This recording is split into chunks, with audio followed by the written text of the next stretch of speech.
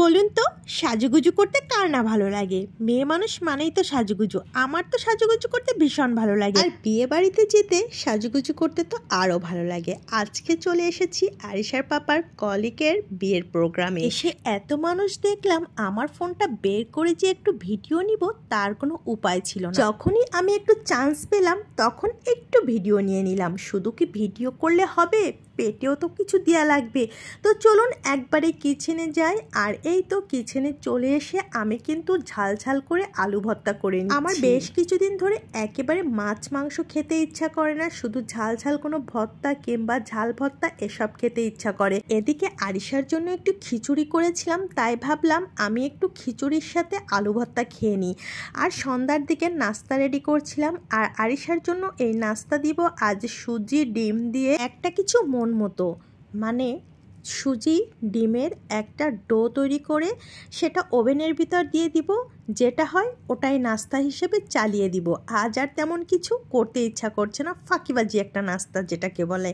আর এই তো দুপুরে রান্না করার জন্য কিচেনে চলে এলাম। মাছগুলোকে হালকা ভাজি করার জন্য আমি হলুদ আর লবণে একটু মাখিয়ে নিচ্ছিলাম। মাছটা যেহেতু আমি অল্প ভাজি করব, তাই আর খুব বেশি সময় ম্যারিনেট করে রাখবো না, জাস্ট 2-1 মিনিট ম্যারিনেট করেই আমি এপাশ ওপাশ ভাজি করে নিব।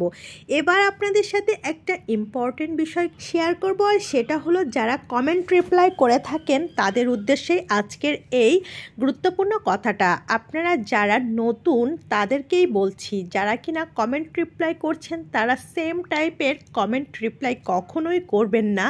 কমেন্ট রিপ্লাইয়ের ক্ষেত্রে কিছুটা হলেও ভিন্নতা রাখবেন। কন্টেন্ট মনিটাইজেশন পেতে আমাদের যেমন অনেক বিষয় অনেক ইজি হয়ে গেছে, ঠিক তেমনি অনেক বিষয় কিন্তু আবার অনেক কঠিন হয়ে গেছে।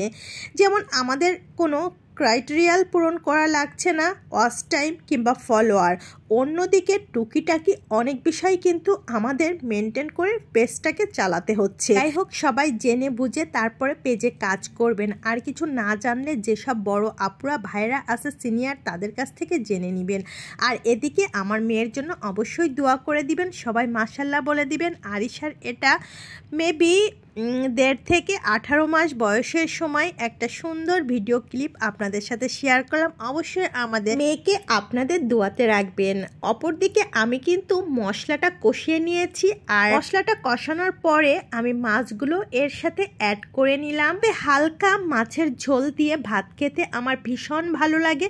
কারা আমার মতো এরকম মাছের ঝোল পছন্দ করেন অবশ্যই কমেন্টসে জানিয়ে যাবেন। আর আজকে আমার মাছ রান্নাটা কেমন হলো সেটাও জানাতে ভুল করবেন না। তো কথা হচ্ছে নেক্সট অন্য কোনো ভিডিওতে। আমার ভিডিওটা যাদের ভালো লাগে এখনও লাইক ফলো দেননি, অবশ্যই লাইক ফলো দিয়ে আমার সাথে থাকবেন। আর যদি পসিবল হয় আমার ভিডিওটা শেয়ার করে দিবেন। কথা হচ্ছে নেক্সট ভিডিওতে। আসসালামু আলাইকুম, ধন্যবাদ।